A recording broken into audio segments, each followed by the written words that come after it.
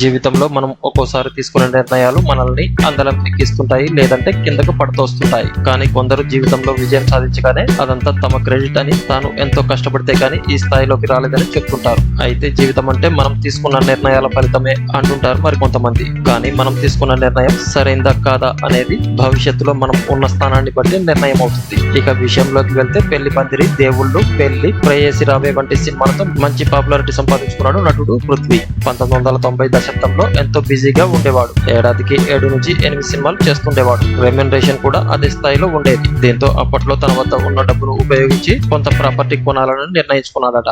ఇదే విషయాన్ని తన స్నేహితుడికి తెలపగా అతను దాదాపు 100 ఎకరాల భూమిని చూపించి అంతా కలిపి 10 లక్షల రూపాయలకే వచ్చేస్తుందని, వెంటనే రిజిస్ట్రేషన్ పనులు కూడా ప్రారంభిస్తానని చెప్పాడట. దీనికి సంబంధించిన భూమిని కూడా అతను చూపించడంతో పృథ్వీ ఓకే అన్నాడు. అయితే అతను ఈ విషయాన్ని తన డ్రైవర్ గా పనిచేస్తున్న ఓ వ్యక్తితో మాట్లాడాడట. అతనేమో ఎంతో నెగటివ్ గా మాట్లాడాడట.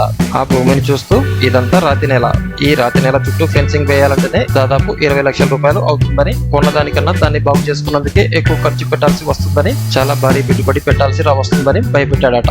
దీంతో ఈ విషయాన్ని పృథ్వీ తేలిగ్గా తీసుకుని అందరితో వదిలేశాడు. అయితే కొన్నాళ్ళ తర్వాత సీన్ మొత్తం మారిపోయింది. తాను వద్దనుకున్న భూమిలోనే శంషాబాద్ అంతర్జాతీయ విమానాశ్రయం వచ్చింది. ఇప్పుడు అక్కడ ఒక ఎకరం విలువ కోట్ల రూపాయల్లో ఉంది.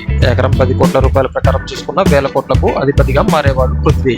కానీ ఆ రోజు తన డ్రైవర్ వద్దన్నాడని కోట్ల ఆస్తులను వదిలేసుకున్నాడు. గత కొంతకాలంగా సినిమాలకు గ్యాప్ ఇచ్చిన పృథ్వీకి ప్రస్తుతం చిన్న చిన్న అవకాశాలు వస్తున్నాయి. ఇటీవల విడుదలై సూపర్ సక్సెస్ సాధించిన యానిమల్ సినిమాలో ఒక ముఖ్యమైన పాత్రలో నటించాడు పృథ్వీ. ఇకపోతే పృథ్వీ లాగానే నటి జయసుధ కూడా వేరే మాటలు విని కొన్న ఆస్తిని కూడా అమ్మేశారట. అలా అమ్మిన భూమి విలువ దాదాపు 200 కోట్ల పైనే ఉంటుందట. ఇటీవలే ఆమె ఈ విషయాన్ని ఓ ఇంటర్వ్యూలో తెలిపారు. కానీ వేరే చోట మరో స్థలం తీసుకోవాలన్న ఉద్దేశంతో దాన్ని అమ్మేసి మరో చోట భూమిని కొన్నారట. అలా వదులుతున్న ఆ భూమి విలువ ప్రస్తుతం కోట్ల రూపాయల్లో ఉందట. మరి మీ జీవితంలో మీరు తీసుకున్న నిర్ణయాలు మీకు అనుకూల ఫలితాలు ఇచ్చాయా లేదా వ్యతిరేక ఫలితాలు ఇచ్చాయో ఇక్కడ కామెంట్ రూపంలో తెలియజేయండి ఫ్రెండ్స్. ఈ వీడియో కనుక మీకు నచ్చినట్లయితే లైక్ చేయండి, కామెంట్ చేయండి, షేర్ చేయండి. అలాగే ఇటువంటి మరిన్ని అప్డేట్స్ కోసం మన ఛానల్ ని సబ్స్క్రైబ్ చేసుకోవడం మర్చిపోకండి.